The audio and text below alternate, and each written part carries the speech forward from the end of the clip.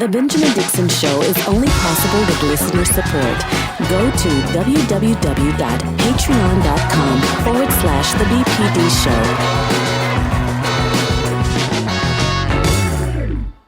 Today is Thursday, September 9th, 2021. Thank you so much for joining us. Systems of oppression are around us everywhere we look. But in order to address those systems, we have to address the people who are not only maintaining those systems, but benefiting from those systems. We're going to discuss that throughout the day. We're going to begin with On the Clock.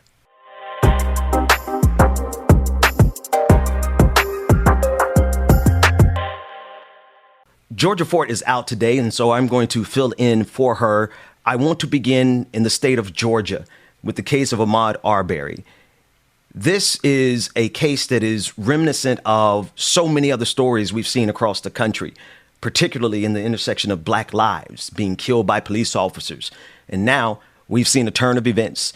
The district attorney who provided cover for the murderers of Ahmaud Arbery has turned herself in for obstruction of justice, interfering in the prosecution or in the process of getting justice. She took the side of the murderers of Ahmaud Arbery. We'll get a few more details in this clip. Take a listen in.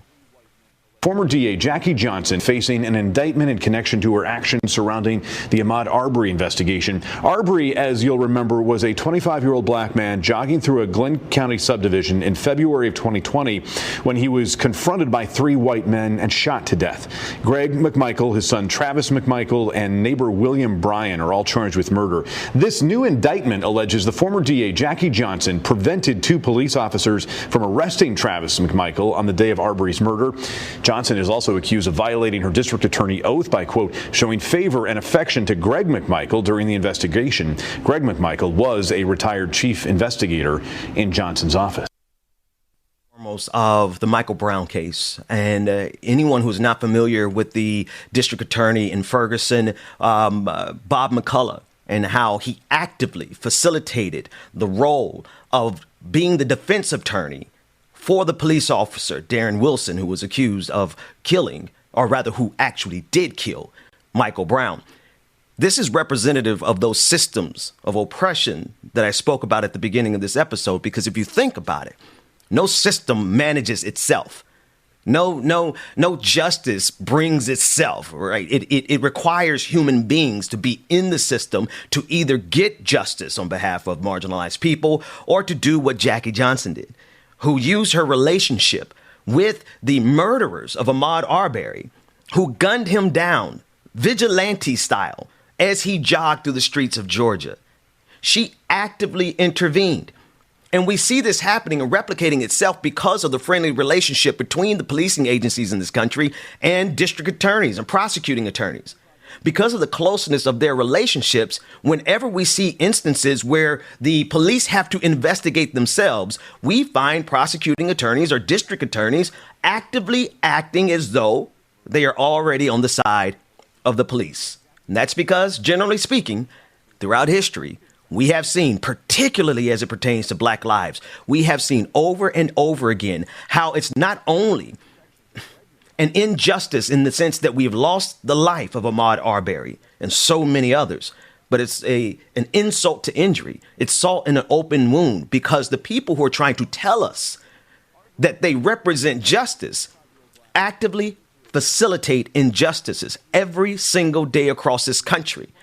And it's not only white people who do it. I'm reminded of Daniel Cameron in Kentucky, who actively used his role as the attorney general to suppress the prosecution of the people involved, the police officers involved in the killing of Breonna Taylor. I have seen time and time again in this country how we have been told this is justice. And for anyone who's operating in good faith, we can see it clearly that this system has actively used what they call justice to deliver injustices to marginalized people, particularly Black people. But this case is particularly insidious. It's insidious because, well, it mixes in every single aspect of the system of oppression that we deal with every single day. Ahmaud Arbery was a Black man running, jogging, exercising We can't sleep. We can't go out to restaurants. We can't go jogging in neighborhoods without the vigilante white supremacists in the form of the McMichael brothers, in the form of Darren Wilson, in the form of George Zimmerman, actively feeling as though they have the authority to not only confront us, but to take our lives and to see that the system that tries to tell us every single day that this is nothing more than justice, the fact that it took 30 days to even get George Zimmerman to be arrested, the fact that Darren Wilson not only was not prosecuted, but he got a bonus by doing an interview on television. It is so much the case in this country that every time we see a police officer killing a black person, they become venerated, they become heroes, they become wealthy, and they are protected by a system that says that they're here to protect and serve us. And we've seen that that is quite to the contrary. I want to move now to COVID-19 because the absurdity of what we're seeing around this country is far more than what I think we are able to process right now. If we really think about the magnitude of death, the numbers, and the insistence by our political leaders that everything is fine, that we should simply just send our kids back to school in the middle of a pandemic when even on the best of days, when the sun is bright and there's not a cloud in the sky, schools are petri dishes for our children. And we're in the middle of a full-blown global pandemic that in America alone has claimed the lives of some 700,000 people that we know of. And yet we are now seeing in Miami-Dade County that after the first 10 days of school, 13 employees, 13 staffers died of COVID-19. All 13 were African American. I have to repeat that. In Miami-Dade County, where school just started some 10 days ago, 13 staffers have already died. All 13 were African American.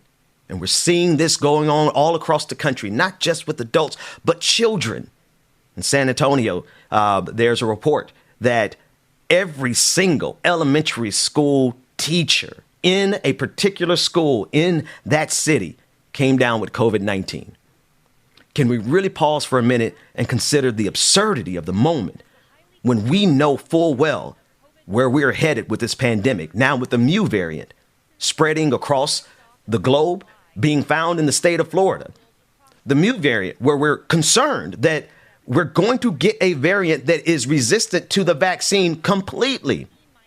But we're still stuck in the most absurd timeline where our political leaders are actively doing things that are going to get more people killed.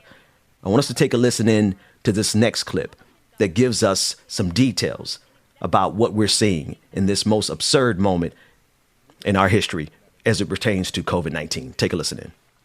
Back to school plans in disarray as the highly contagious Delta variant of COVID-19 continues to surge throughout the U.S. Since the school year kicked off in late July, at least 1,000 schools across 31 states have closed due to the pandemic, according to data service Burbio. In Florida, 15 Miami-Dade County public school staff members died of COVID-19 in just 10 days, including a 30-year teaching veteran in the area. Earlier this summer, the state's Republican Governor Ron DeSantis signed an executive order banning mask mandates at schools. We're not doing that in Florida, okay? We need our kids to breathe. But according to a new Axios Momentive poll, a majority of parents with school-aged children, 59%, say they support mask mandates for all students and staff, including 66% of independents and 32% of Republicans. The absurdity of the moment. So many people are dying, and yet still our leaders are sending our children back to school.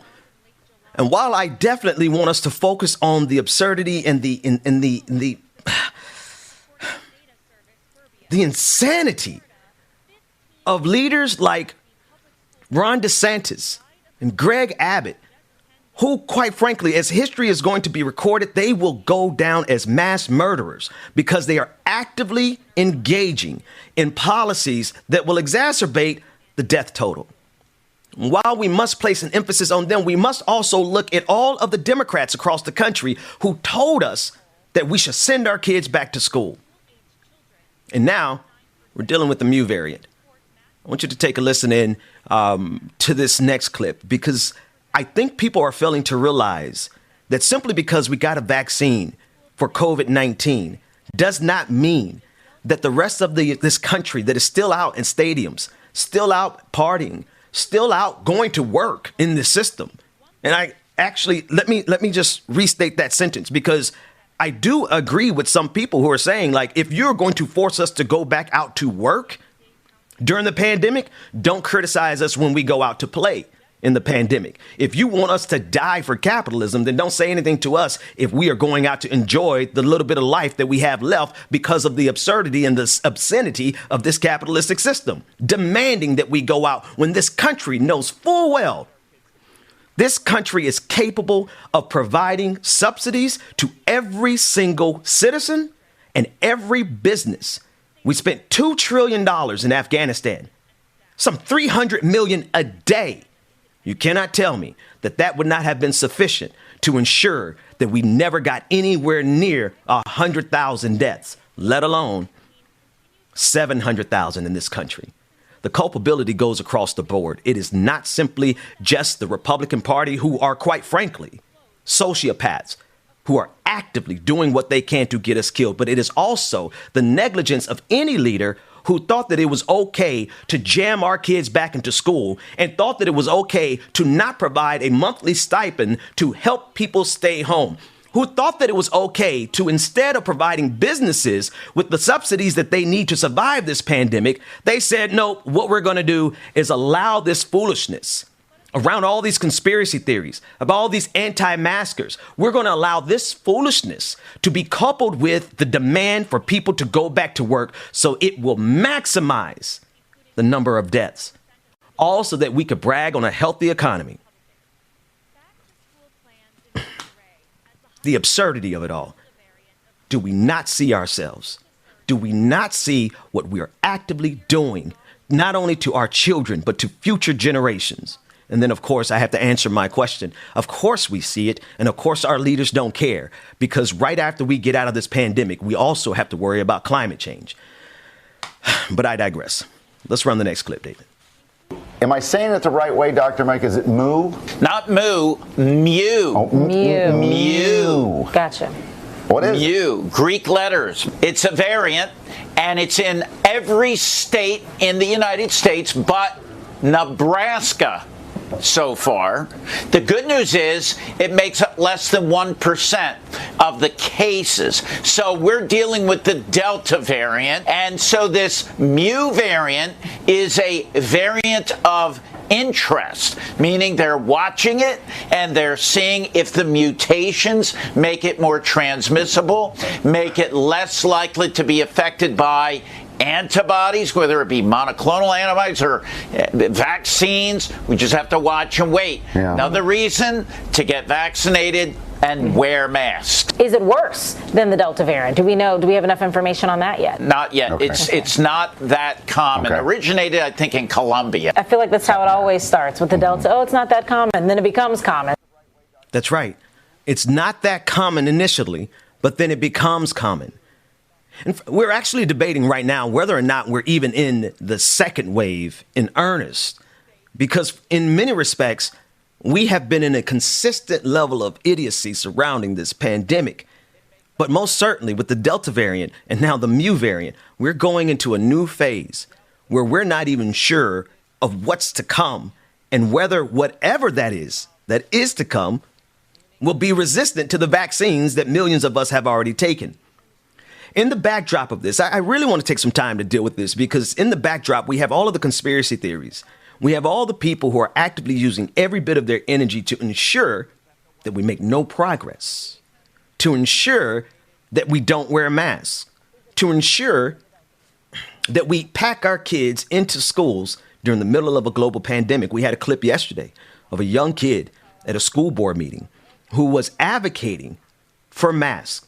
And in the audience were parents, ostensibly parents, who were laughing and booing a young child as he advocated on behalf of the life of himself and his classmates. But we have seen a concerted effort by conservatives, the likes of Steve Bannon, Steve Bannon, who was an executive assistant to President Donald Trump, who is actively ensuring that as many people, and he's organizing to this effect, that as many people as possible show up to school boards around the country so that they can do exactly what you're going to see in this clip. We saw it in Kentucky. We saw it in Tennessee. We've seen it across the country where people who probably don't even have children in these schools show up at these schools to ensure that the students in those schools get COVID-19. Let's take a listen to this clip of this young man, and I want you to pay close attention to the audience as they boo him as he defends the fact that he believes that students should wear masks. Take a listen in. If I get COVID, I'm going to bring it to my family. And I talk to my grandparents a lot. They're higher risk than me, so I don't want to give them COVID. This time last year, my grandmother, who was a former teacher at the Rutherford County School System, died of COVID because someone wasn't wearing a mask. This is a very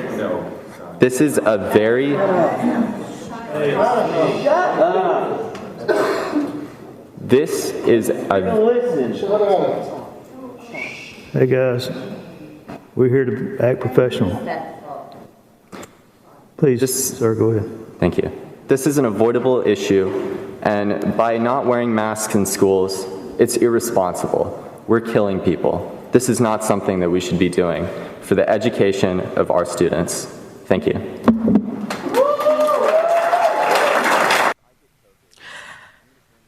My only consolation in this moment is that, well, so long as the servers are up, and so long as this country has not imploded, and so long as we haven't destroyed the planet, history will record this moment in 4K in great detail, almost down to the name of every individual who actively participated in maximizing the deaths from COVID-19. The only consolation I have in this moment is that those of us who survive, and those of us who survive the impending climate disaster, we will have a recorded history of every politician who executed policies that got people killed. It's not much, but it's almost all we have at this moment, because it appears as though America has fully abdicated its responsibility to the care and the concern of its people. So to that end, I have to kind of, have a moment of abstraction and not look at us in our present condition, because our present condition is such that three Virginia state troopers have resigned after it was discovered that they have been involved in producing fraudulent COVID vaccine cards. And the matter is now being investigated by the FBI. But I want you to, before we play this clip, I want you to hear this. We are in a moment where the people who are ostensibly there to protect and serve are actively facilitating the spread of COVID-19. Just take a listen to this clip. Two of the three troopers, Sean Summers and Raymond Witkowski, resigned in early August. Then last Friday, a third trooper, David Findle, resigned following an investigation by the Vermont Department of Public Safety. Director of the Vermont State Police, Colonel Matthew Birmingham, released a statement saying, in part, quote, "I'm embarrassed that this situation has occurred and know that it has tarnished the reputation of the Vermont State Police. That said, the alleged criminal conduct from these troopers does not represent the values and actions of the dedicated men and women of the Vermont State Police." If they are lying about being safely vaccinated, that could really be impacting a huge number of people's lives. In a statement, Vermont Public Safety Commissioner Michael Sherling says, in part, "We do not believe there is anything more the state police could have done to prevent this from occurring. As soon as other troopers became aware of this situation, they raised the allegations internally." I appreciate that other state troopers turned them in.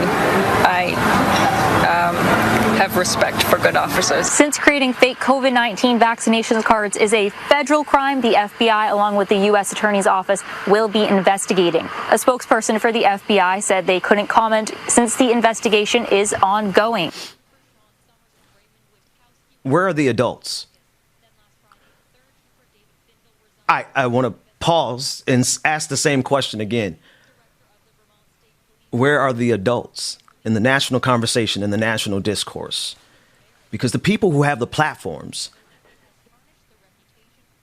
they are either actively creating a scenario where we're going to see so many more deaths, or they're tiptoeing around the reality that we don't have time to play with these intentionally obtuse morons who would sit back and watch millions die because of a derangement that is, quite honestly, deeply rooted in white supremacy. The core of this, the overlap between those people who are in those audiences at these school board meetings, actively trying to ensure that no one wears a mask and that no one takes the vaccine and that no one socially distances. The Venn diagram is 100% overlap with those who don't believe Black Lives Matter, with those who are going to support this upcoming, the second part of the insurrection, of the terrorist attack on January 6th. There's another one coming up. Those people who are in those audiences advocating to make sure that your children don't have any protection from COVID-19, they're the same people who are going to be marching to support Donald Trump. The overlap is uncanny. But the absence of adult leadership to oppose this with as much energy as it is being brought to us. You see how these people are in the audiences screaming. They are ranting. They're angry. They are so desperate to have an opportunity to kill as many people as they can from COVID-19. And I think it's time that we respond in kind with the same energy, the same vitriol, and whatever it takes to ensure that we protect the lives of our children. We have so much more to go today. We're going to be joined later on by Rebecca Zor. We have Chuc Modi, who's coming in to tell us about what's happening in Washington, D.C. There are so many intersections of where we see how Black lives are being targeted, and the overlap between the targeting of Black lives and the obscenity and the absurdity of what's happening with COVID-19 is something that we're going to discuss in great detail throughout the rest of this show. We're going to take a quick break. When we come back, more from the Benjamin Dixon Show.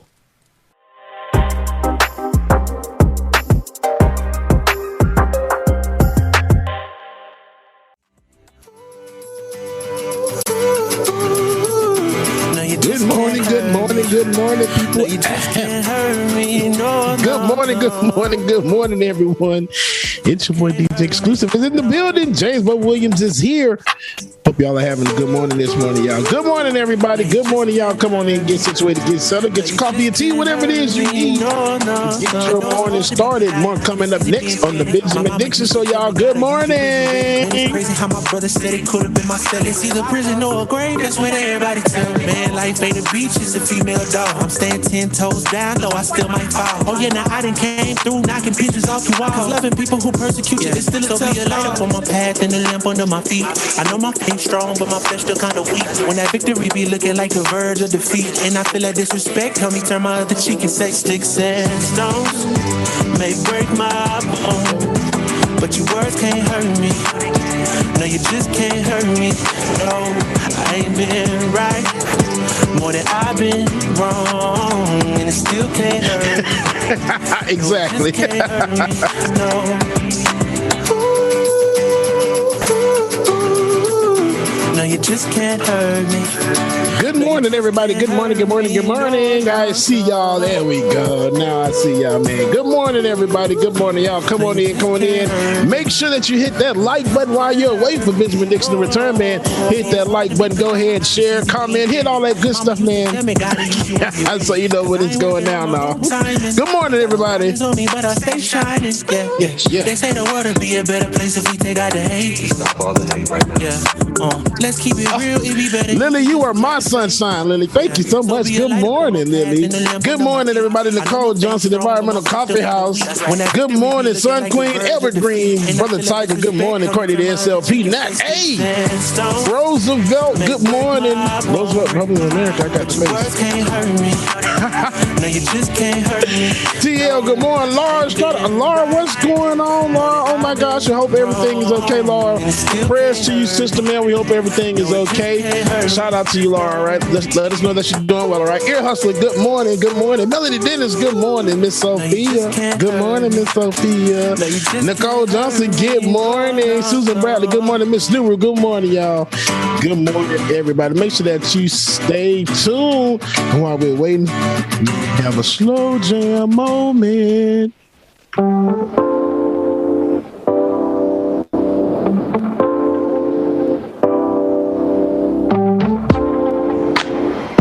Sun Queen, good morning to you. Truth the Dragon, good morning.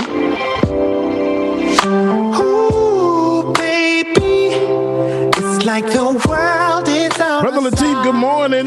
Malia, good morning. Malia, good morning, baby girl. Afraid not, good morning. Starting right, good morning. Brenda Johnson, good morning. Alicia Luke Kane, what's going on? Stephanie, what's going on? Sonny, good morning. Mara Sharice, what's going on, sister? Good morning, everybody. Y'all make sure y'all stay tuned. We got more coming up next on the Benjamin Dixon Show, y'all stay tuned. Good morning, y'all.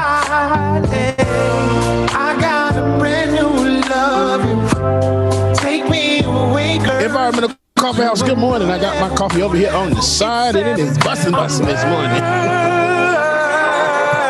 On earth, I found an angel.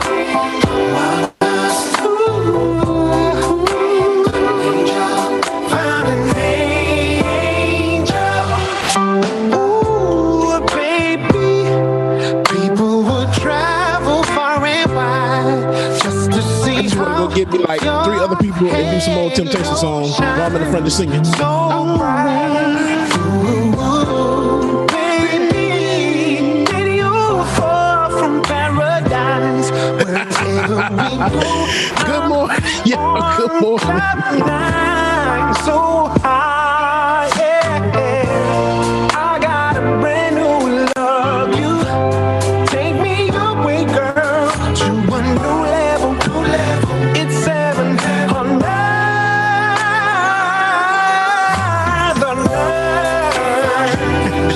I found an angel. My cousin. It is.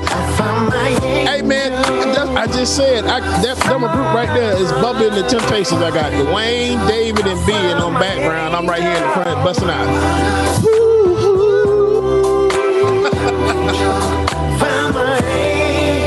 All right, y'all, it is time for time. Welcome back to the stream, my brother from another mother, y'all. Good morning again. It's time for more Benjamin Dixon Show, y'all. Good morning, y'all. It's 700.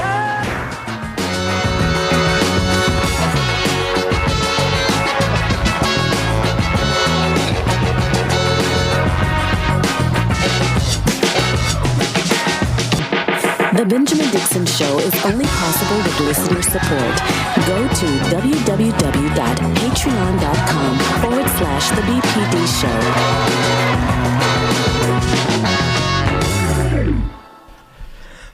Welcome back, everybody. It's Thursday, September 9th, 2021. We are joined by none other than my brother from another mother, DJ Exclusive. How you doing, brother? I'm good, brother. How you doing this morning, brother Ben? I'm doing good. Listen, we shall not be doing any backup singing and harmonizing. Not unless we're in person, because that Zoom sync is horrible. Zoom singing is terrible. Look, already like talking is. trying to pace your tempo in a conversation on Zoom is terrible. So imagine trying to tempo a song. But I digress. I love that. What was that song? That old school song that you just got done playing?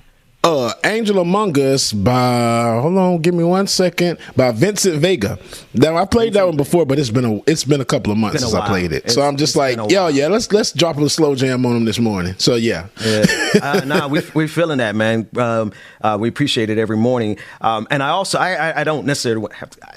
I love the transition of covering these heavy stories, these international news, foreign policy stories, and then transitioning into something that is more tenable. Because honestly, if all we do is stay angry, well, I don't think many of us are going to live much longer. So get us a couple of good get us a couple of good dad jokes. But only 2 today, James. Only 2. I can't make any promises, but I got you. Now, this next clip we're going to play is not funny, but I am going to make it funny once we're done listening to it. This clip is a mashup by The Recount. It's a new media organization, and so far they've been putting out nothing but really good content. So we want to share this mashup that they put together as it pertains to ivermectin, the horse dewormer medicine that is being promoted by the likes of Tucker Carlson, Joe Rogan, and Jimmy Dore, who are all, Alex Jones. We played the clip of Alex Jones taking ivermectin on air. The Recount has put together this mashup. Over the past month, calls to poison control centers in the U.S. have jumped way up regarding ivermectin. You might know it as horse dewormer, moo juice, or sheep drench, useful for killing parasites in livestock. But despite warnings against it, plenty of people are trying to take it to treat COVID. We have 0 medical training. This is the dose for 200 pounds. Of horse. 200 pounds of horse. The stuff is apple flavored because that's what horses like. When podcaster Joe Rogan contracted coronavirus last week, turns out I got COVID. He said he was taking all kinds of meds. Ivermectin. I literally got it from a doctor. Some doctors are prescribing it. Human prescriptions for ivermectin are now way up, 24 times the pre-pandemic baseline. But the pharmaceutical company behind ivermectin says it's not effective against COVID. The FDA says please stop taking it unless you have parasitic worms or head lice. I'm not a doctor. Fortunately, most people aren't seriously harmed by ingesting ivermectin. Just don't take a horse-sized dose of it. What's more dangerous is people skipping the vaccine and then hoping this will work instead. Now that I've made this decision not to get the vaccine, I started looking around online to find somebody that could give me some ivermectin. After 4 weeks in the hospital, 61-year-old Phil Valentine died on August 21st. His family says he regretted not getting the vaccine.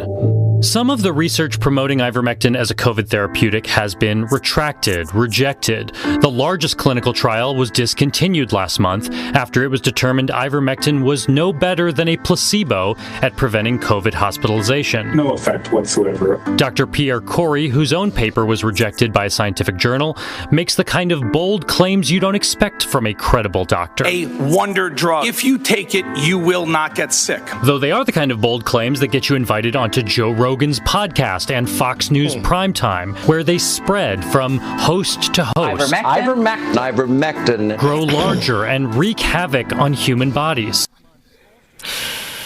James, man. Now there are 3 studies, and I want to be very particular with my words here. There are 3 studies that I have seen.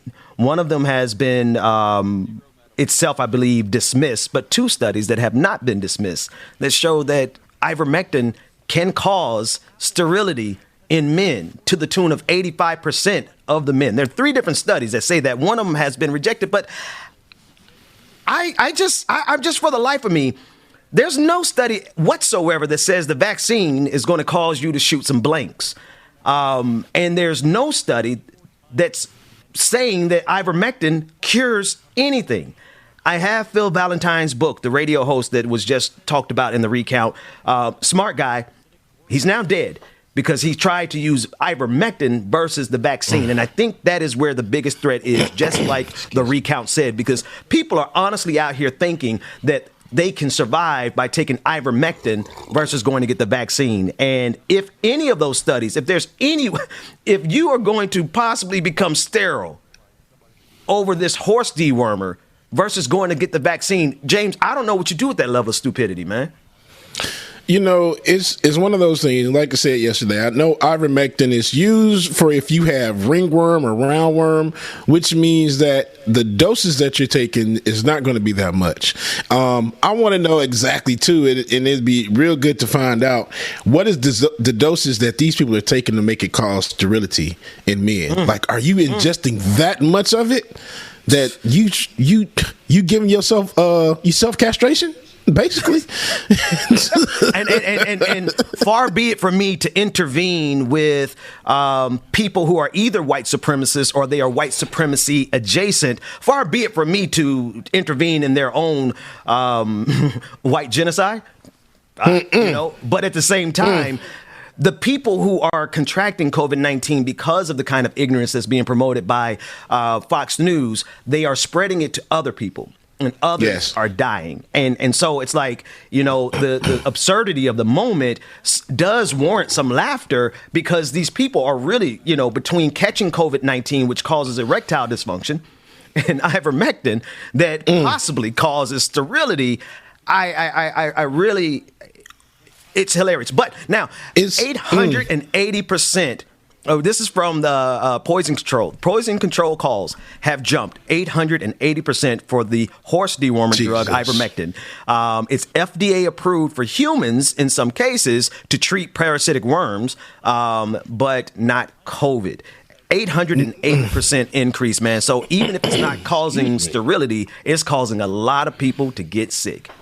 Yes, man. And you notice now, everybody, and I want y'all to pay attention. Pay close attention to what you're hearing and what you're seeing now. All these radio hosts and podcast hosts, everybody is saying the exact same thing. Right. They're taking these over-the-counter drugs that they think are going to cure COVID-19, and what happens? They end up going to the hospital, and they end up dying. And everyone is saying the same thing as their last words. I wish I would have gotten a vaccine. Y'all pay attention to that, man. Y'all pay attention. It goes back to my old point when I said it's your choice, it's your decision that if you want to get the vaccine or not. Pay attention to what's going on, what's happening to these people right now. Pay attention. It's a whole lot of this going on. James, I cannot imagine for the life of me dying from this level of stupidity, man. I am fearful of how many people die because of this ignorance spreading COVID-19 to like bus drivers. I'm thinking about those 13.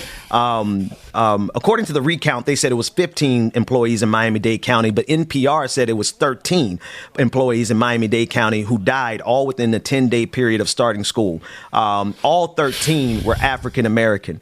And I know that while it is, yeah, man, like chances are, like any of us who are from the crib, we're going to know somebody who knows somebody who died in that group. But the thing is like, it is the absurdity of the moment that is really letting conservatives get away, and some people who claim to be progressive get away with promoting this thing and it literally being a part of what's causing the spread of COVID-19. Because for every person who thinks ivermectin is going to save them, they are actively probably going to spread this to someone else. So it's not a contained issue. If it was contained only to the ignorance of white supremacy, I'd be like, okay, but it's not. I got one more clip, James, I want to hit before we move on. And it is a clip that is stating the truth that there are variations of ivermectin that can be used by human beings. Let's take a look at that. Ivermectin, which can and is around the world used to treat and prevent the spread of the coronavirus. It's not some crackpot fish tank cleaner. It's a real drug. The FDA tweeting, "You are not a horse. You are not a cow. Seriously, y'all. Stop it." Ivermectin is not a recommended treatment for COVID-19. It is not a recommended drug to prevent COVID-19. Ivermectin. Ivermectin. Ivermectin. Ivermectin. Ivermectin. Ivermectin. And ivermectin. Ivermectin. All coming back to some sort of mind control. Because treating an illness doesn't get your mask on, doesn't get your kids out of school. They don't want to talk about recovery. Because they're a threat to higher priced medications and vaccines. And now we have YouTube censoring Senate testimony of Dr. Corey talking about ivermectin. It's a really important point that you're making because Google's YouTube removed 2 videos. And there's a good chance everyone listening at home has never heard of ivermectin because Google has gone about censoring. They took all of those posts down. We know that our FDA has in many ways failed us by not allowing for the use of ivermectin. A miracle drug when it comes to treating COVID-19. I'm not a medical expert. They haven't even given emergency use authorization for ivermectin. Taken early, it can mitigate symptoms of COVID-19. This was a bad week for those who made it their business to bash ivermectin. It's the new McCarthyism. If it's extremist to wonder about the origins of COVID, if it's extremist to wonder about the utility of masks outdoors, if it's extremist to wonder about ivermectin as a therapeutic drug, then count me as a radical. It's from Media Matters. They put that compilation together. So while there is a variation of ivermectin that can be used by humans, as we watch and track these stories, there have been plenty of livestock companies that have had to reject requests to get ivermectin in the horse dewormer format. And James, you said something before we played this clip that I think everyone should really take some time to think about it. How is it that Fox News and all these people on the internet, people who claim to be progressive, there's a lot of people who all of a sudden are now promoting ivermectin as if it is something that they have known about all their lives. And I got a feeling they ain't know about it until somebody sent them an email and say, hey, can you help us promote this? Yeah. Because how are they all on the same page all of a sudden? It's wild. It's wild. This whole thing is just crazy. I was just saying, it's just crazy, man. I'm like, trying not to get emotional, bro, because it's just like, are y'all really pushing this rhetoric right now? Yeah. This is what we pushing? And like over it's all from Fox News. Over the vaccine. So you telling me that you telling people to take a horse dewormer versus getting the vaccine. Like Marquez said in the chat, the vaccine is free. This ivermectin junk, I guarantee you their sales are probably increased 1,000%. Yep. And you look at go ahead, bro.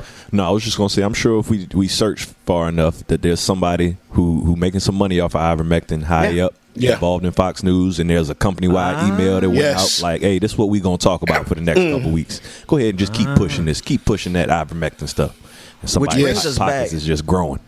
Which brings us back to the frontline doctors. I don't know if you have those images from yesterday, Dwayne, but it was the doctors that stood in front. I forgot which building they were standing in front of this on this photo, but these are the doctors who are actively promoting ivermectin. They have a website where you can sign up for a consultation, and then they will prescribe it for you. There are rumors or rumblings, not rumors, there are rumblings of a class action lawsuit against this group because while they're taking your money to give you a consultation, to give you a prescription for ivermectin, they're not even showing up to the consultations. So not only are they trying to sell you snake oil if you manage to go through their process, but they're getting you. They're hitting people across the head. They're charging people $100 per evaluation and not delivering them. And I want to put emphasis here because this is the same group that promoted the idea of the woman on the screen now of the demon sperm and sleeping with devils in your dreams and all that kind of foolishness, because I need people to understand that just because somebody puts on a lab coat doesn't mean that they are not without some sense of ignorance. Like let's be real. A lab coat does not cover up conspiracy theories. Say that, Ben. Say that, brother. Because I can go get a lab coat right now. I ain't got nobody's doctor experience. Hey, bro, we should do a segment. You and I should do a segment where we throw on a lab coat and we imitate what these people are saying, because these are the same people who promoted hydroxychloroquine. Remember the people who were dying? They were getting, and this is the thing, like, people were getting fish tank versions of hydroxychloroquine and dying from it. But this is what Fox News was telling them they should take versus the vaccine. Somebody, Dwayne, you're right. Somebody is making a whole lot of money off of this, and it's costing a lot of lives. And this group that you see on your screen, the frontline doctors, those are the doctors who Joe Rogan specifically mentioned. They are the ones who gave him the prescription, according to that clip that we heard yesterday. And these are the same people who believe in demon sperm, sleeping with demons in your sleep, and hydroxychloroquine. And they are also very, very strong supporters of negative 45 Donald Trump. So, yeah, if you guys want to follow them to sterility, by all means, help yourself. Right. That said, I want to go to a clip that we talked about yesterday. This is from Right Wing Watch. They're a fabulous organization that keeps an eye on the evangelicals. It's a very hard word to say, evangelicals. The evangelicals who are promoting a level of derangement and bigotry in their churches every single Sunday. We played a clip earlier this week of Dave Daubenmire saying that he was going to team up and raise $100 million, and he intends to do it to badger corporations into funding his culture war. We have an update on how they plan to use that money, but I want to first remind you of his justification for raising that kind of money in the first place. Let's take a listen in. This isn't some fly-by-night, flimsy little thing we're doing, okay? This is big. And one of the directions we're going to go as well is we're going to find out everybody that gave money to BLM. Every major business donor that gave money to BLM, and we're going to go ask them about their Office of Diversity. Aren't Christians diverse? You're giving money to BLM? Are you giving any money to any Christian causes? Are you guys anti-Christ? Aren't Christians part of the diversity plan and the diversity movement? We're going to badger those folks into funding our war as well. That's our plan. We're going to put this money in the hands of warriors. And I'm believing that 30 days from today, we're going to have $100 million. The left will never know what hit them. Okay. That's the first clip. James, go ahead. No, I was about to say, and he's right, because let's talk about it. Because some of the work that I do, I hear and know a lot of stuff, okay? So some of these companies, I already know one of them that is used to donate to, let's say, Christian belief organizations on this money that they get. There's one company in particular that actually stopped and actually started donating because the LGBTQI community was upset because who these people were donating to. But these same Christian organizations that he's talking about, Salvation Army being one of them, doesn't support or believe in Christian values, air quotes, that marriage should be between a man and a woman. So these organizations getting all this money and everything, he's right. I give him that. He probably is going to get that $100 million with no problem. But now, James, before you finish your thought, you got to hear how they're going to spend it. At least they're honest in their grifting. They are extremely honest. This next clip is Sherry Tippenny, and she's partnered with this guy, and she breaks down how they plan to keep 20% of $100 million. Play the clip. It is an LLC, and the donations are not tax deductible. I think that's really important. We're not doing the 501c3 and having to keep track and send back things so that we can get a benefit from the government to raise money for good. Yep. We're raising money for good. Like, it came kind of a tagline from Brett who said, who's funding good? And that's sort of the tagline of our organization, who's funding good? And how we're going to be able to do that. What we're planning to do with this is that we're going to have transparency on the donations. About 20% of the incoming donations will be for salaries for us, and we're going to be hiring a whole bunch of people and basic business deductions. I mean, your rent, your phones, things like that are your basic legitimate business deductions. So out of that 100% that comes in, about 20% will be salaries and basic business deductions. Then our plan is, of that remaining 80%, we want to donate in the terms of grants, 90% of that on a monthly basis. What are you going to do with the 10% of the 80%, sis? It's not good enough that y'all already getting $20 million off the top for salaries. Bigotry is a hell of a career path in this country, man. Somebody said in the chat, easy, evangelical grifting. Anytime people like that start talking numbers and throwing percents in there, they just doing that to fool the people who don't really know math. Absolutely, Dwayne. But here's the thing, Dwayne. Like, getting 20% of 100 million is kind of easy math. That's $20 million. Like, do they really expect people? And actually, let me answer my own question. Yes, they fully expect their audience to be dumb enough to help them raise $100 million. And James, you might be right. They might get it. All in the name of Christian revolution, right? And of course, you and I haven't even addressed, and we might wait for the next segment to address the underlying accusation here that anyone who is not their white type of Jesus is not a Christian at all. And he asked a question, the Dave Dubbenmeyer, Meyer, whatever. He asked a question in his clip that we just played saying, are we anti-Christ? I'm anti-white Christ, white Republican gun-toting Jesus. Yeah, I'm definitely anti that because Jesus I serve is black AF. James, take us to a break, man. Take it, Ben. My Jesus, you do. My Jesus hair is like is woolly as my beard. Bro. It's woolly. Hello, like steel wool. Feet with like bronze iron. I mean bronze. Like come on. What white person we know? Love y'all, but what white person we know with bronze feet?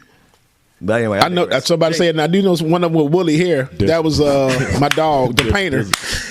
Bob. What's his name? What was my man, the painter? He definitely had the woolly hair, though. I give you that much. Dang, I can't remember his name. Bob Ross. My sister dressed up as him for one Halloween. I'm like, you know what? That brother might have had a little melanin in his skin, but I digress. Bob Ross probably had bronze feet because he was probably walking around outside in the woods with no shoes on. With no shoes on, bro. It was a perm. It was a perm. I saw the documentary. His son admitted it. It was a perm. James, we got voices coming from everywhere this morning. Listen, man.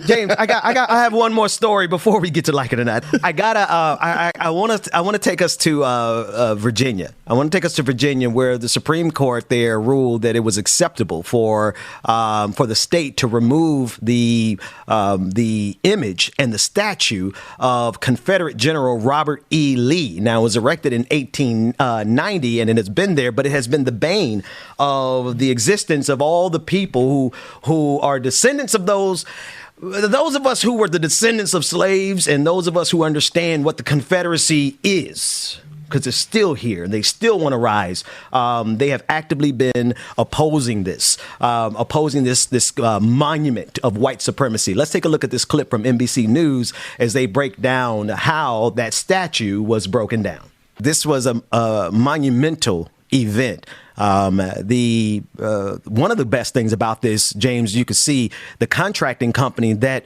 got the contract to the construction company, rather, that got the contract to take down the statue was a black company. And so I know that is a wonderful thing for us, but it is certainly insult to injury to white supremacy as they see their hero, their venerated fallen hero, the loser of the war. We don't celebrate losers around here.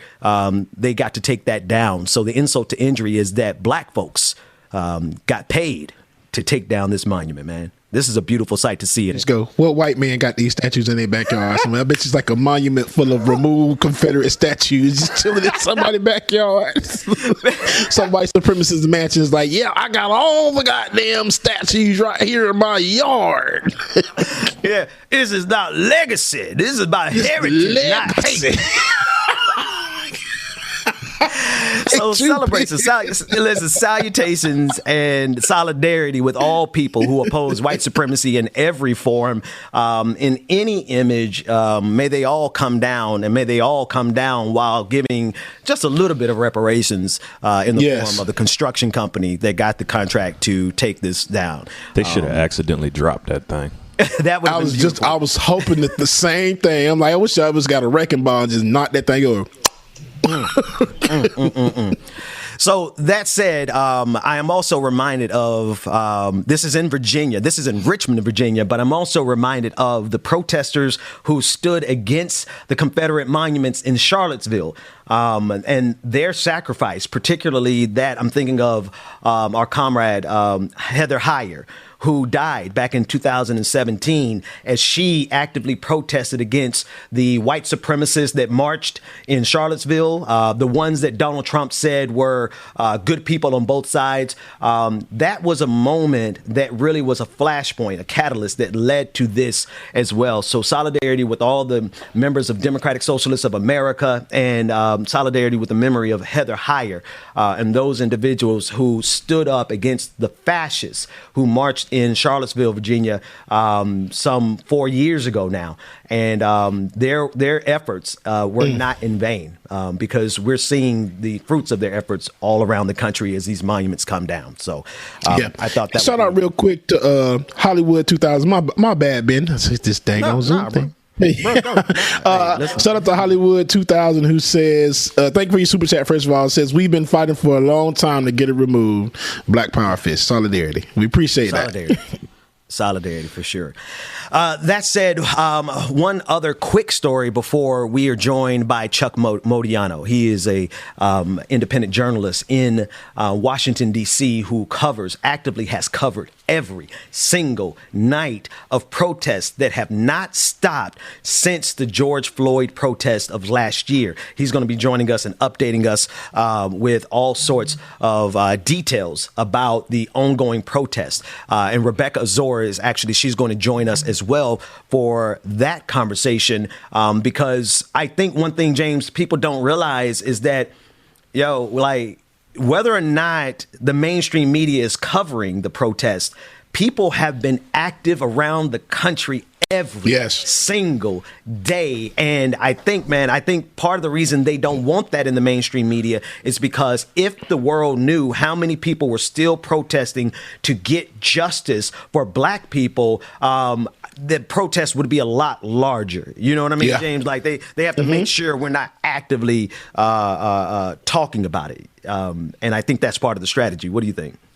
Yeah, absolutely, man. You're right. Because if a lot of people knew the protests that were really going on, there would definitely be a lot more involvement. But you're right. It hasn't stopped at all. Still ongoing all across the country, different cities, everywhere. Mm-hmm. Absolutely. And we have to continue, right? We absolutely have to continue, because as we looked at the incident with Ahmaud Arbery, right? We look at Breonna Taylor. We look at so many people who have been killed by this system who have yet to receive justice. That tells me that there's absolutely no reason for us to stop demanding that there be no peace until we have justice. No justice, no peace. And so I'm excited to be joined by Chuc Modiano as soon as he is available. That said, I want to go to one more dose of our evangelicals, and it is Hank Kuhnerman, as he declares that questioning his standing as a prophet over his false election prophecies is, quote unquote, grievous to God, and that continuing to believe that Trump will be reinstated is a test to, quote, see really who is on the Lord's side right now. I want to repeat what he's saying. If you are not on the side of Trump, then you are not on the side of the Lord. Y'all, we got to confront these preachers who get tax deductions to preach this kind of stuff every single Sunday. Let's run that clip from Right Wing Watch. God knew ahead of time that they were going to do this. So anybody out there, if you are saying the election wasn't stolen, that it's the big 45 lie, you need to absolutely get a clue. You really do. You're wanting to not believe it on purpose.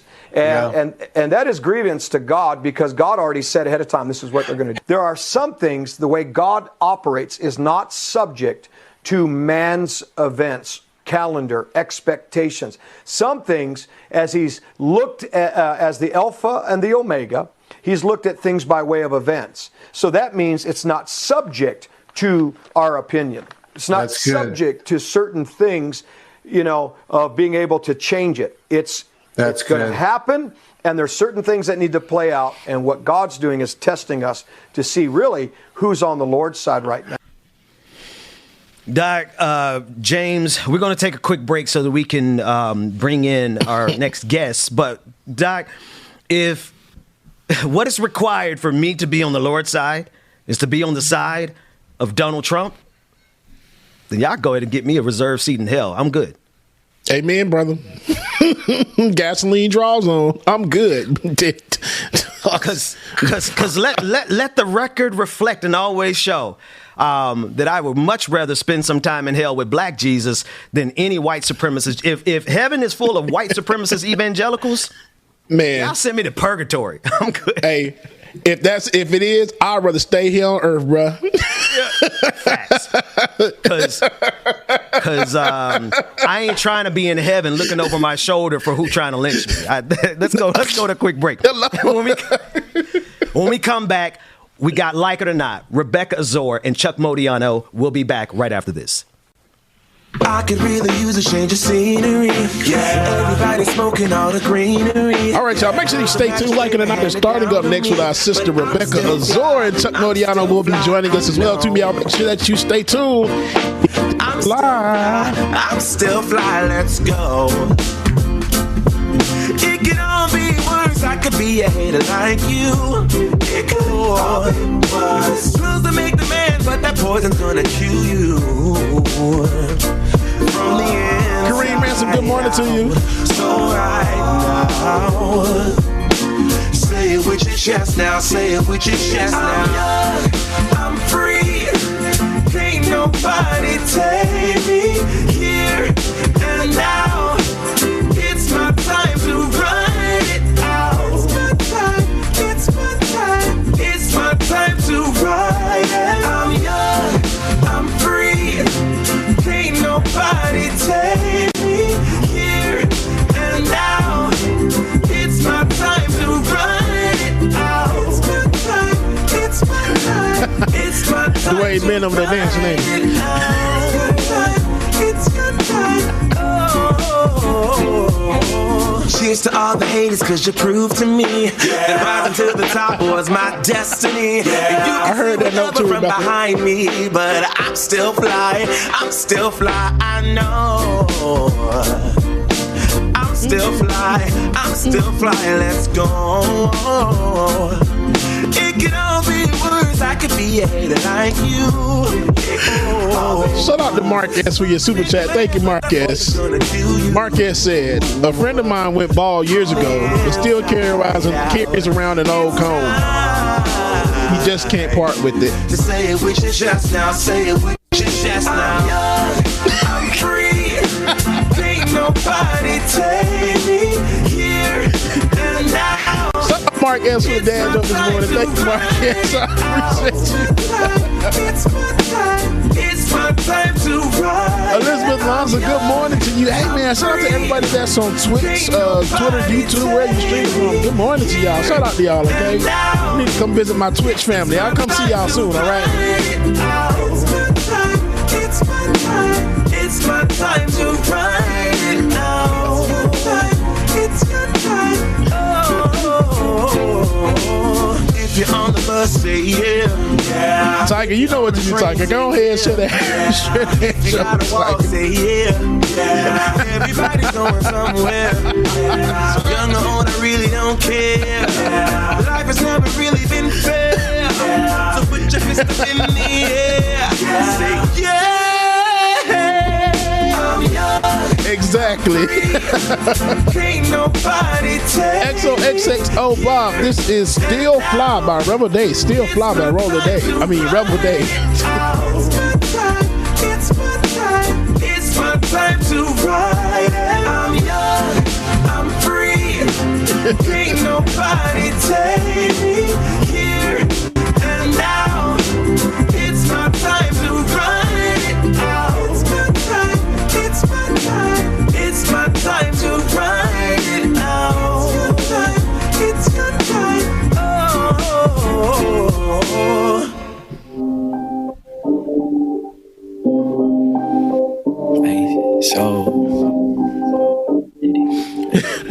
John, they do, but think the song plays so much, it does sound like Ben, doesn't it?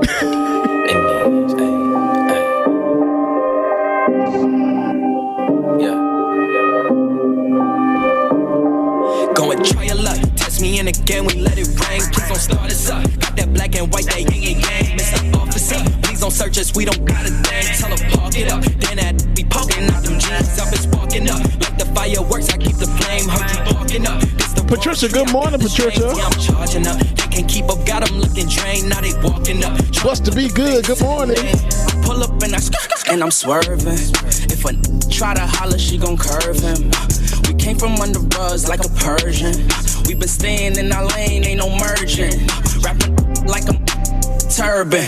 Yeah, these all square like Earth. Sylvia Jones, good morning. Grew up in the hood, no suburbans. Damn it, Bobby 420, good morning to you. That's literally his latest screen name, okay? All right, y'all, now it's time to get the thing started. Like it or not, it's starting now. It's about to go down. Like it or not, with Benjamin Dixon, starts now.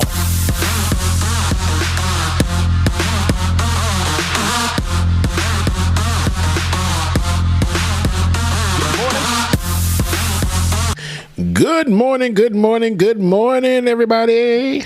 Good morning. Welcome to Like It or Not, where we're free to tell the truth. And not care who doesn't like it. I'm Rebecca Azor. And I'm Benjamin Dixon. And I'm James Bubba Williams.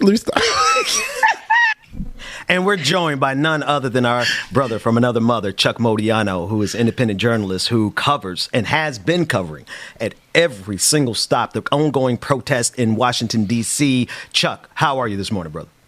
I'm great. Thanks for having me. And thanks for being one of the only spaces that covers Washington, D.C.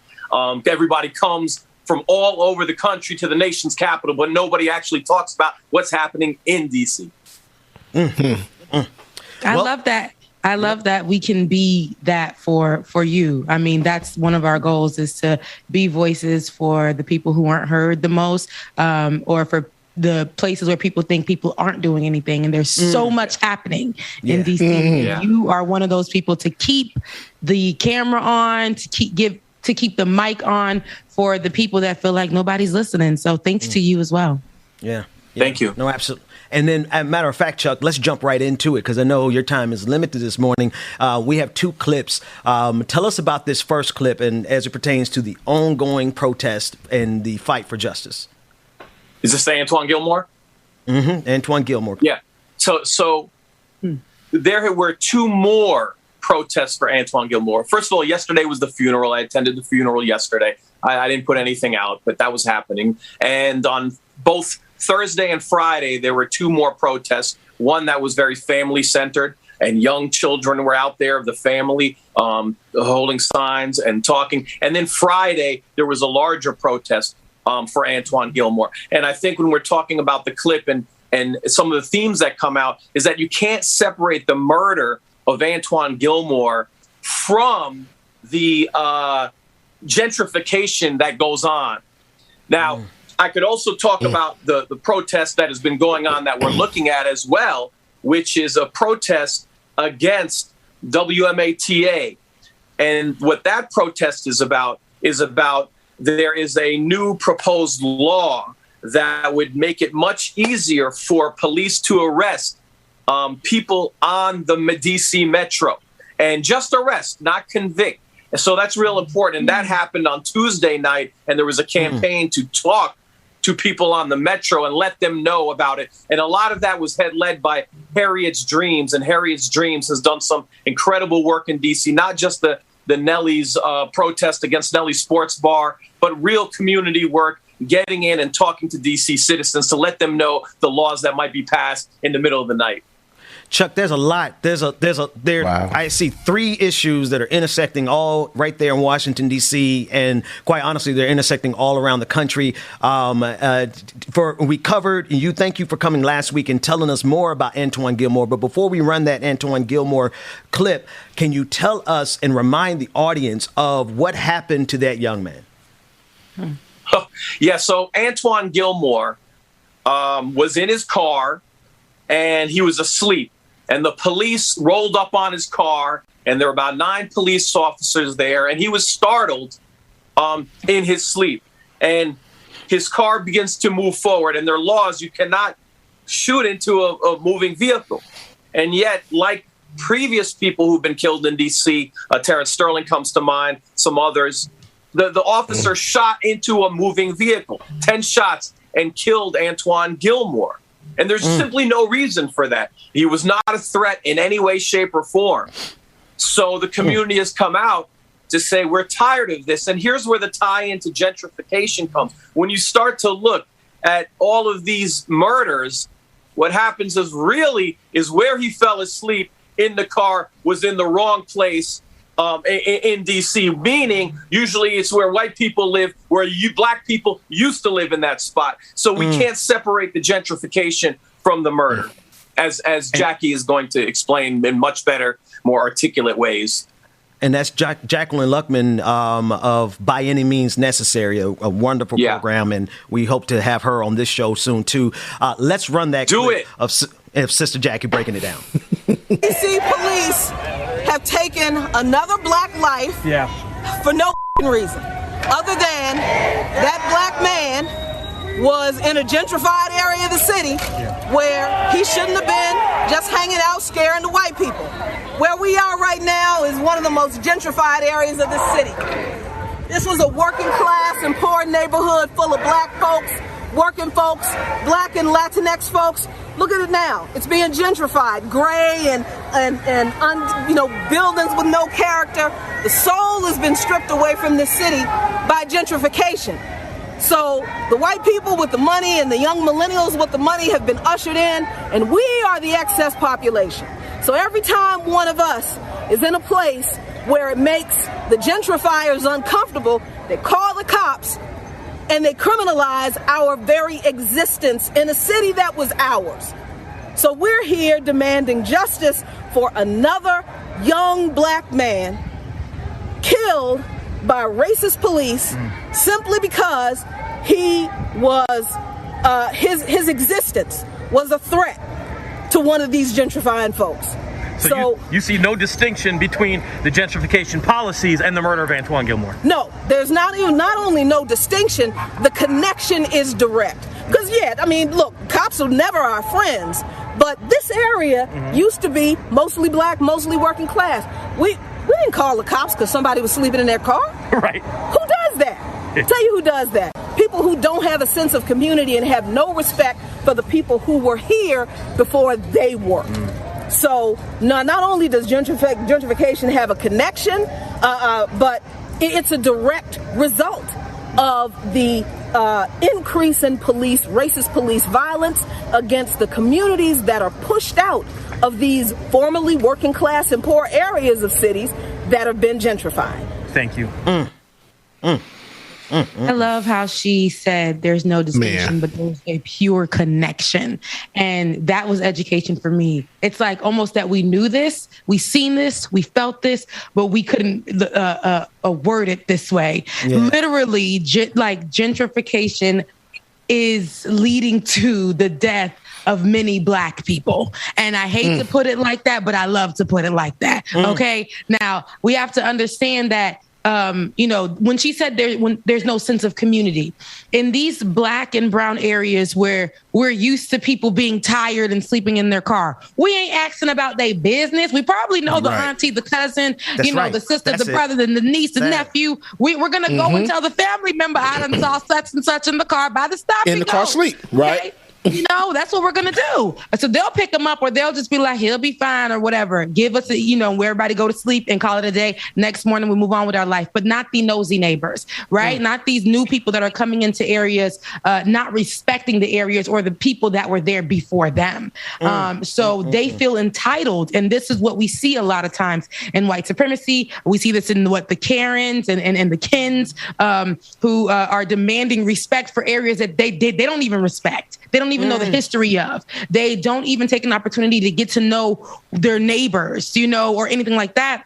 They just believe I've moved in here. I have all the rights and you shouldn't even be parked or sitting in front of this stoop, or you shouldn't be sleeping in front of your car because that's dangerous to me. And that literally is something that is taking away people's lives. That simple thing. Gentrification is literally causing the loss of people's lives. Make it make sense. And then the train thing, people getting arrested. And we know those people that are out there protesting are mostly what? People of color, black and brown folks, okay? Out there in DC. So when they make those kind of laws and things like that and put those in place and saying, even if you're arrested, and we know a lot of people are getting arrested just for protesting, just for walking, just for any little thing, right? And if you get arrested, you can't ride the train. The train system is a lot of times the only way people can get around.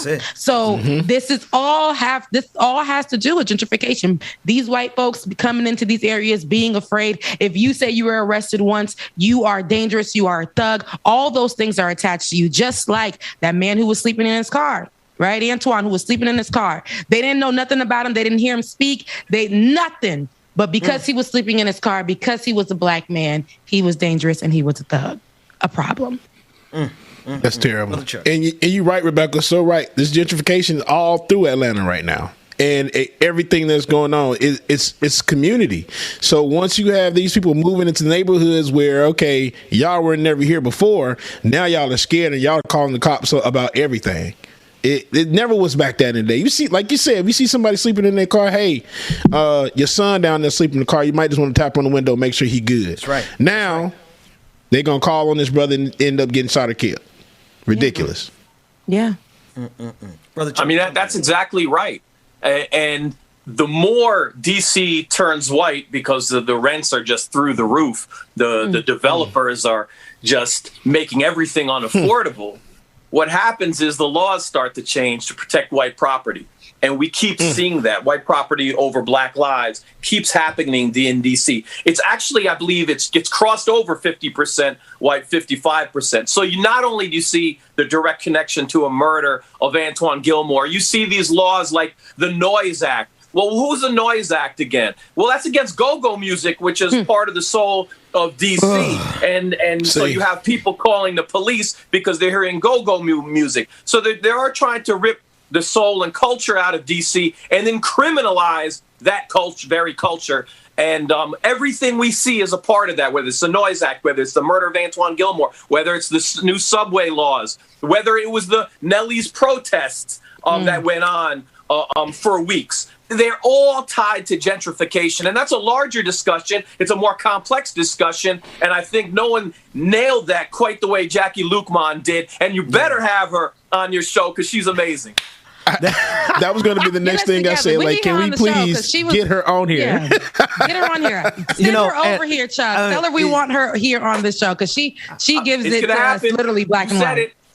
Yeah, and Environmental Coffee House in the chat says she's a personal friend of hers too as well. So I'm like, oh yeah, let's get these connections going on. We need to come on over.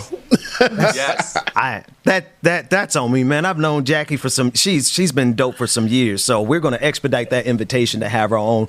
Chuck, this second clip, man, these people. And Rebecca, you pointed to it, and Chuck, you've already spoken about it. Explain this law that they're trying to pass that's going to take away anyone who was arrested, their ability to ride the metro. And I believe it's called the Metro in D.C., right? If my memory serves me right. Yeah, we call it the Metro in D.C. As a native New Yorker, it took me a minute to go from Subway to Metro. But it's Metro. What do you got, MARTA in Atlanta? I don't even know what that is. I call everything MARTA in every city. MARTA ain't even real. It's not. No, when I went to Atlanta, I was like, nobody's even on this MARTA thing. It makes no sense to me. Hey, man, I wanted you to introduce the clip, not clown our city. Okay, so basically they're trying to pass a new law that you can be suspended up to a year just for being arrested on the subway. And I don't want to get into the legal details of it, but what the protesters and led by Harriet Dreams are against is that every time there is an expansion of police power, there's an expansion of police abuse of that power. And when you can get arrested and not have due process, then anyone is subject to arrest at the police whim. And we've seen that before in other cases. But I think we could cue that clip. Let's run it. We are here to oppose the WMATA vote that will criminalize people that have been arrested on metros and buses. So basically this vote, if you are arrested, you won't be able to ride for 12 months. We know that's an environmental justice issue. It's a racial justice issue. It's a class issue. People rely on the metros and public transportation to get to school, doctor's appointments, work, and this will disproportionately affect low-income Black and brown communities. So we're out here to say no to that. I want to make sure I heard you correctly. Just arrested? Yep. There's no due process. There's no trying to prove your case, nothing. We're handing out the brochures to passengers. Our objective is basically to let all of the Metro riders in the city know about this ban that's about to go into effect if on Thursday the WMATA Board of Directors chooses to pass this vote without any civilian intervention. Essentially criminalizing being on the Metro, using public transit, and we're telling them to vote no. That vote is on Thursday, potentially? Yes, indeed. It's been pushed back once, and maybe we can get them to completely kill this but if it doesn't get killed, it's on Thursday. Folks, A, did not know about it, and when they did find out about it, they were furious. Why were they furious? Because everyone knows cops don't help us. All they're going to do is and we know, and WMATA knows, who they're going to with. It's going to be black people, it's going to be unhoused people, and basically the police are there to make sure that basic survival is not possible. To be clear, it's not a conviction, it's just an arrest. Just an arrest, right? Like we have due process, right? Theoretically, that's not just for rich people. So all of us people who may have negative encounters with the cops in any way, shape, or form, you lose your due process. So just simply an arrest, not being convicted of anything, you lose your due process and you lose your ability to ride the Metro. Help us. And is that Thursday date today? Is today the day they're supposed to vote on this? Well, here's the good news. Everyone did flood the phone lines yesterday, as was asked by Harriet's Dreams, that was on the brochure, and that vote has now been postponed because of that action. So it's pushed back. It's not a win yet, but it's a delay, and we'll take the delay. We'll take the delay. Can we just very good local action, and this is what's been going on in D.C. But yes, the language is very vague. So when you use vague language like guns-related charge, weapons-related charge, things like that can be abused, and we've seen that abused. And let me give you an example from the protest that could maybe be used in any variety. When I was covering protests, there was an assault on a police officer charge when someone shot fireworks and it happened to be by an officer or grazed an officer.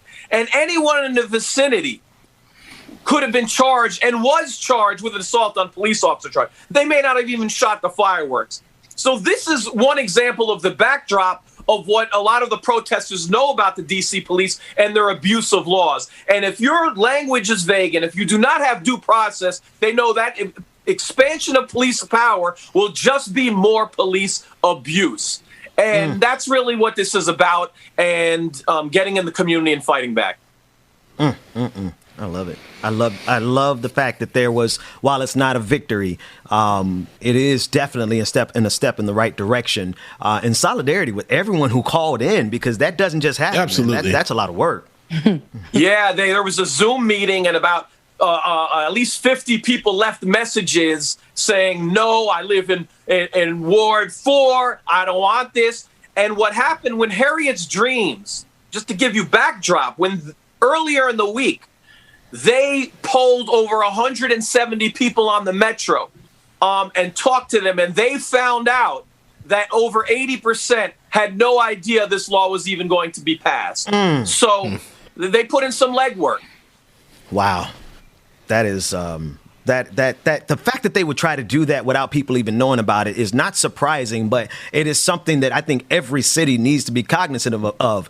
These folks are not playing games with us. They are most certainly trying to snatch our rights away. And if nothing else, the effect of this is the chilling effect. We talk about it all the time. They will put out a law or a proposed law just to intimidate people, to stop them from protesting. And I think that if nothing else, that's what this is.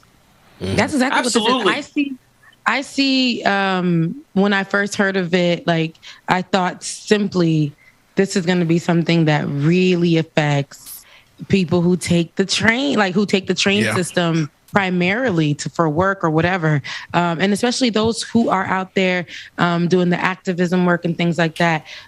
If you're arrested one time, regardless of what the reason may be, the fact that you won't be able to take the train, to me, is weird. Like, they're punishing you like, because they're afraid of you, right? Mm-hmm. Like, and I'm telling you, this is literally something that is to attack Black and brown folks specifically. And that's why I got the problem with it. Like, these people are moving into these areas or moving into this place and causing these kind of stupid like laws to be put in place, or, you know, to happen right under the nose of people while people are doing work, right? But people are fighting for real causes.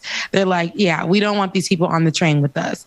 Just because you're afraid, like, I don't understand. Like, I don't get how that gives you the right to tell somebody they can't get on the train because you scared. How did that even come to play? Who went up there and had that conversation and thought that was okay?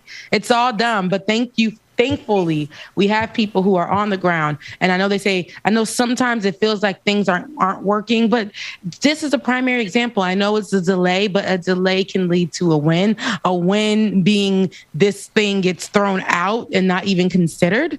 And that's what we're hoping for. And that's all because people flooded those lines and they voiced their concerns. And I think that's amazing. Yeah. Chuc, I want you to get the last word. But Rebecca, you said something. Do we know where this came from in the first place? Answer that for us if you can, and then give us the last word. I don't know. I don't know the inception of the law. I do know people have said it would also be used against the unhoused to clean up the metro. We've heard that as well, and that's a huge concern. But to the protesters, to Harriet Dreams and some of the work that's going on in D.C., one thing I love about the D.C. protesters and documenting them is that they focus real locally, whether it's Nelly's Sports Bar, whether it is the Metro.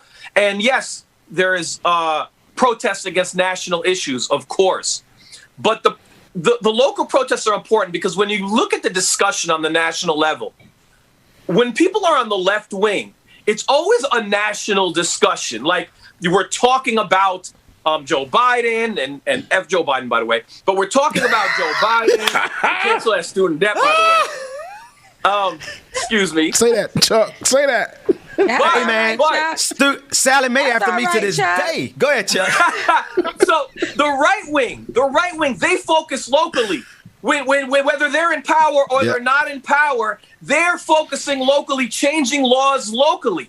And what does the left wing do? We get online, and don't get me wrong, we got to talk about it, but we don't hit the streets the same way the right wing hits the streets about their issues and changing policies locally. So in D.C., I really appreciate that that's where the focus is and that we can do both. And that needs to happen in every city. Yeah. Wow. Amen. Modiano, yes. Independent journalist, rebel rouser, and our brother from another mother. Tell everybody how they can get up with you. You can catch me on Twitter at ChucMod1.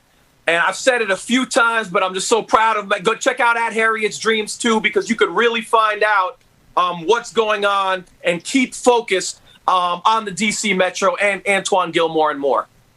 Thanks so much for the work you're doing, brother. Thanks for joining us. Yeah, thanks so much, Chuck. Hey, thanks for having me. As always, appreciate you looking out for DC. Hey, man. I love the energy. I love the energy. Mamba wings and the go-go going. We're going to always hold it down for DC, man. Yeah. Right. That's right. Thanks so much. Rebecca, not too far from DC, Richmond, Virginia. Robert E. Lee, he gone. He gone. They done removed his little statue, monument, whatever you want to call it or whatever. Robert E. Lee had a little statue removed. Yeah, we don't celebrate removed losers it from around here. Yeah, they removed it from its pedestal. And this is a ruling that happened in the Supreme Court, Virginia Supreme Court last week. They unanimously that the state could remove the statue. They voted for that to be removed, saying values change and public policy changes too in a democracy. At least they understand that. Texas wouldn't know what to do with something like this, but at least Virginia, who we've seen in a lot of racist things, front and center, finally. And the causes of most of those racist things that we've seen front and center were because of stuff like this damn monument. Remember? Remember? So now we've got it removed. Oh, they did all of that for the thing to still be gone. Because somebody, like, please make it make sense. Like, they did all of that marching under Donald Trump, saying that these monuments were important, and, you know, that they stood for something and that was their history. They did all of that marching, remember? And they were holding up those Walmart tiki sticks, looking like KKK runners in the night. Khaki. In khaki pants and collared shirts, coming straight from the college up the street in dad outfits. Okay. They were marching in the name of these type of monuments for Donald Trump. And they still took that monument down. I mean, it makes no sense. Jane, now it's about to go down. Definitely. And now we're here at a place, and I think that this is something that we should all really look at to juxtapose. Come on, juxtapose the fact. Yes, to juxtapose it to Texas being afraid to fall into the understanding, okay, that things change. Listen, the fact, and I mean, I see it as history has always been history. And honestly, this is unfortunately a part of our history that has always been embedded in our brains and in our heads. This will always be something that we remember. But there are so many other things that happen to fall under Black history, but it's not only Black history, it's history here in America that should be placed into your education system. I don't want to walk by and keep seeing Robert E. Lee. I don't want that. I don't want that at Stone Mountain. I don't feel good when I see that when I'm going marching up Stone or hiking up Stone Mountain. It doesn't make me feel good. All right. And it makes me feel like these people who stole history, actually, I feel like they took a lot of the accolades for a lot of Black people who did the work. And we praise these people for founding places and you know, killing off people and all this other stuff when the land never belonged to them in the first place. But that's not even something I want to get into right here. But that should be in your schools, you know, and critical race theory is something that everybody, you know, the spookiness of it all. But it's something that's real and it's actual and factual. And the fact that we see things like this happening, the removal of monuments, which we did see happening a few years ago, and a rise of that happening. But I think particularly seeing this happen in Virginia, where we saw many people rise up to the occasion of white supremacy in the name of these monuments. And now to see this today, it makes a lot of sense. It makes me feel good. Makes me feel good. Yeah, it definitely makes me feel good. Anytime white supremacy is laughed at and insulted and ground into dust is a good day for us. You mentioned Texas, Governor Greg Abbott. We got a clip of him talking about this new Texas abortion law, and he was asked a question about rape in cases of rape or incest. What this man said, well, nope. Let me just let you hear. Here's Republican Governor Greg Abbott from Texas talking about instances of rape as it pertains to a woman's right to choose. Let's take a listen in. Governor, regarding the heartbeat bill, why force a rape or incest victim to carry a pregnancy to term? It doesn't require that at all because obviously it provides at least 6 weeks for a person to be able to get an abortion. And so for one, it doesn't provide that. That said, however, let's make something very clear. Rape is a crime, and Texas will work tirelessly to make sure that we eliminate all rapists from the streets of Texas by aggressively going out and arresting them and prosecuting them and getting them off the streets. It's not giving. It's not supposed to give that I feel it's not like giving that I can actually believe. It's not giving me believable. It's giving me confused. It's giving me, I don't know what I would do if, because if somebody raped somebody, they're still be pregnant. And how do we, if we're going with this abortion law, that's really not going to protect the person that was raped, but they're going to still have that child, but we're going to, it doesn't make any sense. It's not giving what he thought it was going to give. But then people behind him, his Amen Corner, they thought it was giving something. But they was the only one really understanding the confusion, and he wasn't saying nothing. That's why they didn't understand it. They were just clapping. They was like, "Oh, he said something." The time clap. Because my question to Governor Abbott, my question to Governor Abbott is, if you can see into the future of who's going to be a rapist. I mean, we generally know the gender of all the rapists, but if you can see into the future and do that, then why ain't you done it yet? Right? He said we're going to stop all rapists. Jen Psaki, Rebecca, you had a wonderful way of describing her last week. What I see? Jen Psaki, yeah, it's going to come to me in a minute, but I want you to watch her response. I want you to watch her response to Governor Abbott, because like it's kind of ridiculous to try to deflect like this, to say we're going to stop all. Go ahead. Yeah, is it because these people are. What is it? Certified deflectors. What? We have the certified lover boys, right? like Drake, who claims that he is. But Ronald Isley and the Isley brothers had taken the throne yesterday. And now we have these certified liars, these certified deflecting white men. So they've been doing this. They always will do this. We couldn't even do like a picture of them in different colors because they all look uniformed and the same. And they've been doing the same thing every single time, right? Well, and they deflect and people agree. Their deflection never makes any sense, and it never leads us anywhere but to more laws and rules that affect people, marginalized groups of people. Well, Jen Psaki has something to say about it, the press secretary for Joe Biden. Let's take a listen to what she said.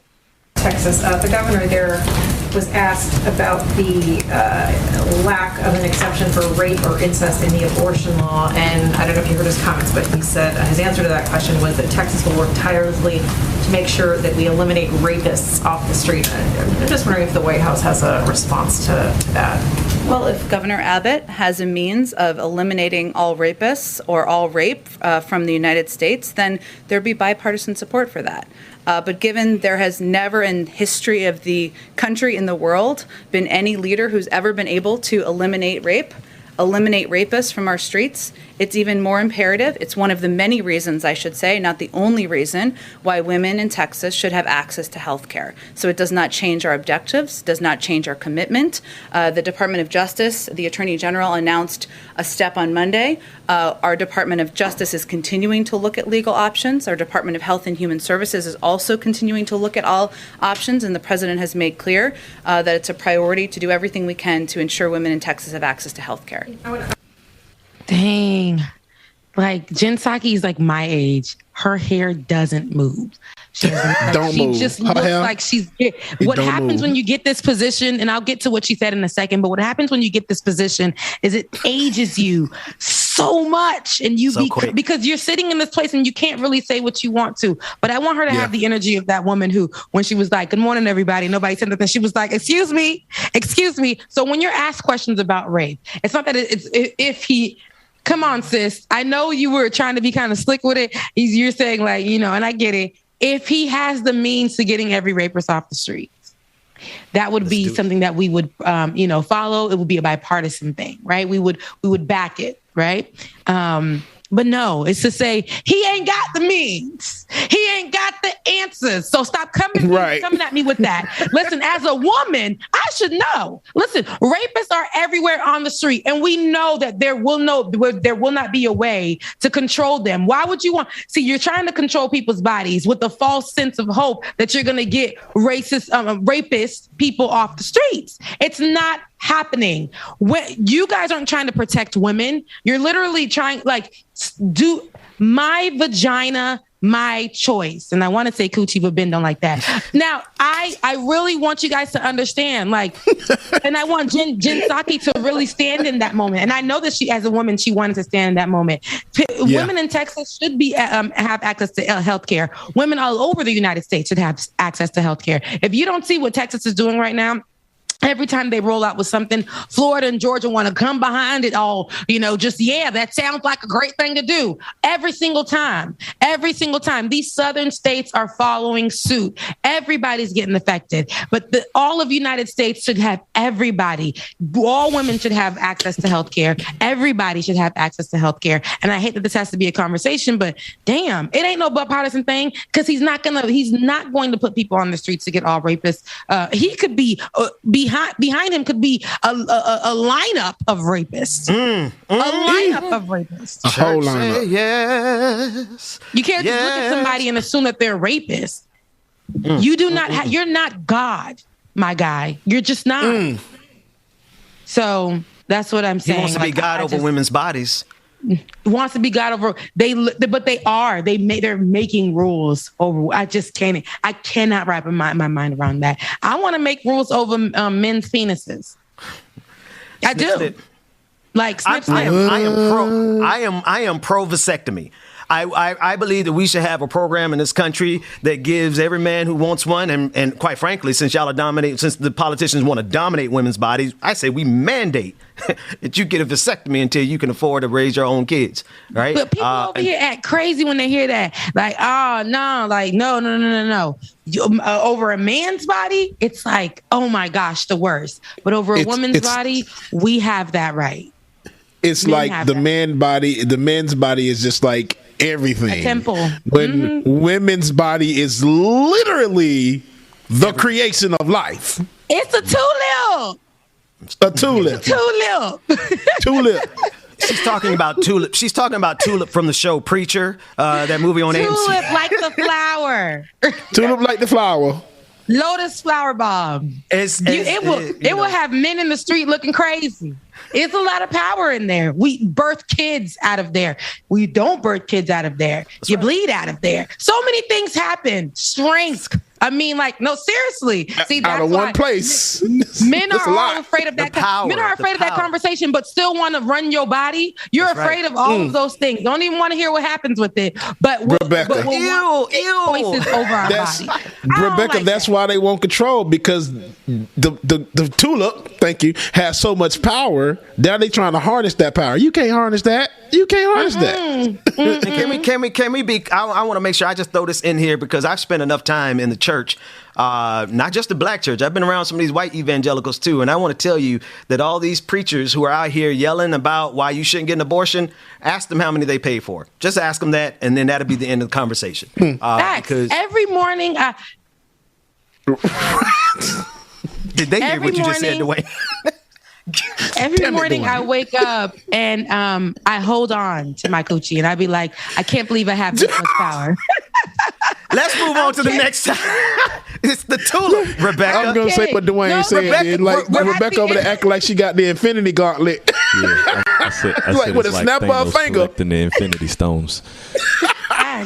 All I'm gonna say is Rebecca's doing her very best effort to get season 2 canceled. I am, but I wanted to say I gotta go. I have a meeting with my those other folks, other job, and so I have to. And I know it sucks. Really it's so fun with me. It's so fun with me. I know, but I have to go. So it is Thursday. And it's 10 a.m. It's 10 a.m. We're going to go to the after party. Rebecca, thank you so much for being here and doing everything that you do. Yeah. No, you're so welcome, you guys. I love you guys. Mean it. Don't do too much of a hard stop and just be like, all right, Rebecca's out of here. Let's have fun now. Yeah. And now that Rebecca's gone, let the show begin. Yeah, don't let it all hang out, okay? Rebecca, we got a patron party tomorrow night. We'll talk to you about that later. Patreon.com/like it or not. Rebecca, we'll see you tomorrow. I love you guys at the patron party too. That's right. Bye, guys. Hey, and we're going to take this time to close it out.